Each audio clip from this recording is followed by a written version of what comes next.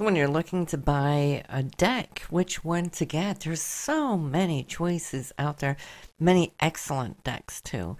But I would like to suggest for you who are now starting out beginning doing your tarot, the Rider deck is excellent, absolutely excellent. The imagery is very simplistic and yet very detailed, very symbolic, easy to grasp, easy to remember.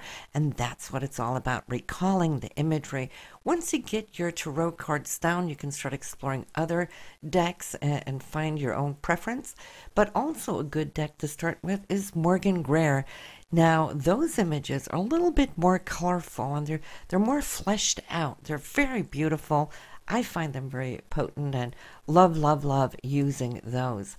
So I have used a little of both of them here in this course so you can get to know the imagery and whatnot. But then feel free to explore down the road which one you come to prefer for future cards. But either one, I would even say get both decks, so you have something to work between.